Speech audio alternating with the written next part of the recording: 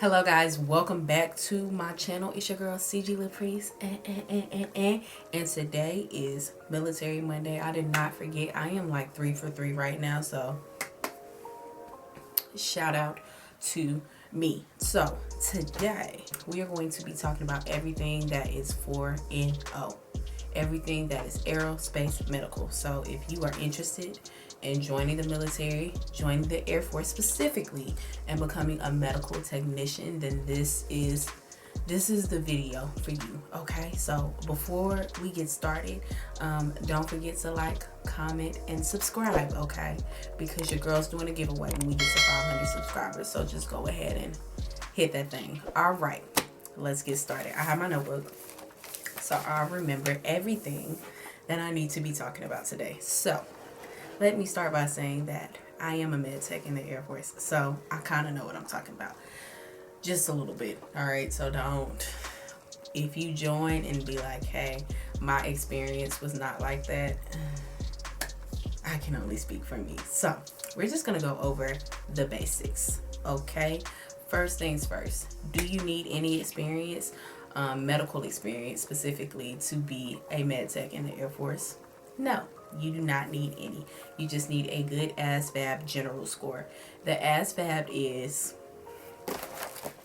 Armed Services Vocational Aptitude Battery Test. Okay, so you take your ASVAB, and you take that way before you go to basic training. And then the scores are broken down into like general, I think technical is one. I don't know the other ones. I'm not even gonna lie. Maybe I'll list them. No. Probably not. And then your general score, it said online that it had to be a 44. That seems kind of low, but then again, I know that it wasn't super high. So you just need a good general score, and then from there you can be eligible to be a med tech. Now I will say, when I joined, medical jobs were like hard to come by because everybody wants medical. It just sounds cool, like I'm a medic, it sounds good, so everybody wanted medical. So I had to go a different route. When I first joined, I was not medical. I was a linguist. That's another story for another day. And then I became a medic because that's what I really wanted to do in the first place. So my ASVAB score was good.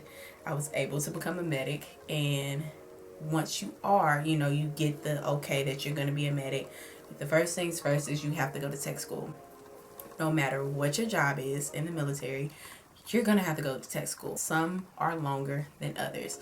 I didn't think the med tech school was that long, but then some people I think got out in weeks, so I don't know. But you go to tech school, and the tech school is at Fort Sam Houston in San Antonio, Texas. You're going to go there. Like, I don't foresee them changing that in the future ever. And you have your phase 1 there. Tech school is broken down into 2 phases. You have phase 1 and phase 2. Phase 1 is at Fort Sam Houston. And in phase 1, if you are Air Force, then you are going to be taking classes with the Navy Corpsmen. I think that's what they're called. But they're basically the Navy's version of a medical technician. And we take classes together.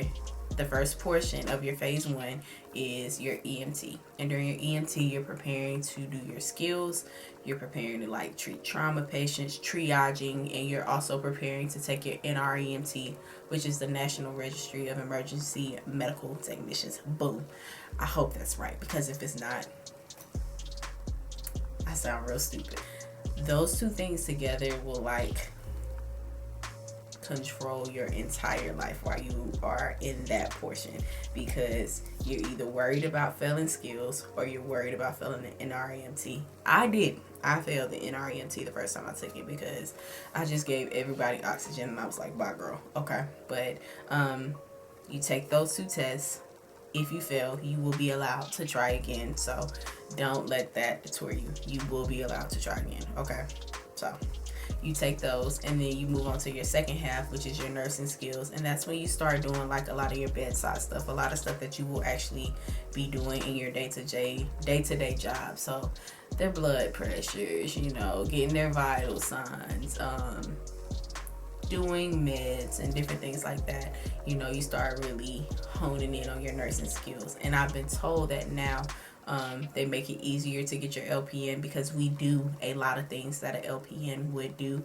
Not too sure if the curriculum includes that, but that is what I've been told. So you've passed your EMT skills, you've passed your clinical skills, you graduate, and then you go on to phase 2. Now phase 2 is usually held at bases where they have a larger hospital. So where I'm stationed, Travis Air Force Base, Lackland, Fort Sam Houston, Walter Reed, you're going to go to those hospitals to really do a lot of hands-on stuff, because a lot of the stuff that you do in phase 1, if you're not doing it to your classmate, then it's done to a dummy. So when, not like a dumb, but you know, like a real patient model, I guess that's what they're called. So when you go to phase 2, you do a lot of hands-on stuff, you know, and it's cool. Phase 2 is cool. I enjoy phase 2 because I went to Fort Sam Houston, and that was a major trauma center. And honey, yeah, I enjoyed it. So you go to phase 2, and then after that, you go on to your base. And once you get to your base, depending on how big it is, you may go to a clinic. And that may be all that your base has, clinics.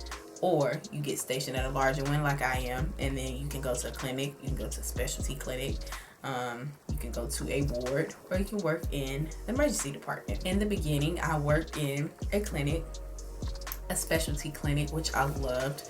I worked in the general surgery / bariatric / plastic surgery. Yes, that was all one clinic. I worked there for almost 3 years, 2.5 years.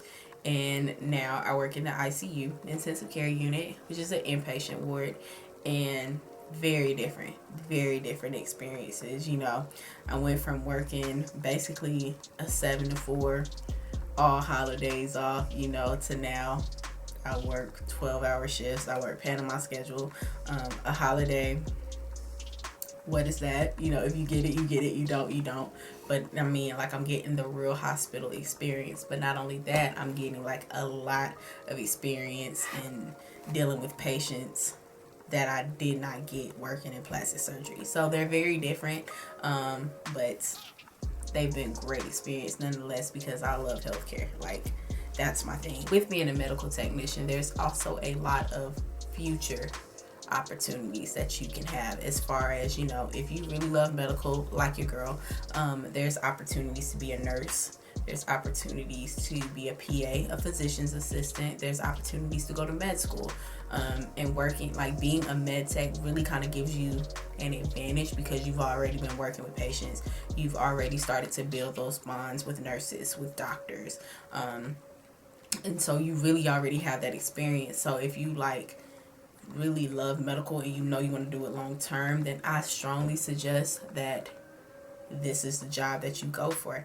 And then another thing is, we have a lot of opportunities to do other jobs within our career field. So say you want to go AE, which is air medical evacuation, doing healthcare like on aircraft, then that's an opportunity. If you want to go to like a specialty clinic such as urology, or become a paramedic, then you have opportunities to do that too. So the medical field is great. I can't speak too much on med techs in the Navy or the opportunities that they have, but I've been told from a lot of my friends that they have some of the same opportunities. So if you love medical, you know, I would say give it a try. I think you would love your job. I love my job. It's been great. There's some days that I'm just like, ugh, wiping butts again, you know, but overall, I love taking care of people. I love my job, and that's just is what it is. So I hope this video was helpful to anybody who's like, I want to be a med tech, or I think I want to be a med tech and I don't know, or how does it really work. I hope I gave you like a generalized outline of how it works. If you have any questions, feel free to leave it below in the bottom. If you want to know more about my job, what I do in the ICU, you can leave that below too. And you know, if I get enough comments, then I'll make a video about that. But thank you for watching this video. Please be sure to like, comment, and subscribe. As I said before, also, once I hit 500 subscribers, I am doing the Amazon gift card giveaway, $75. So be sure to subscribe. Follow my Instagram at cg.lapriest. And that's all I have. I hope you guys have an amazing Monday. Have an amazing week. Stay safe. Okay, don't let the corona get you. Coronavirus! Because it's still out there. All right. And I'll see you guys next week. Bye.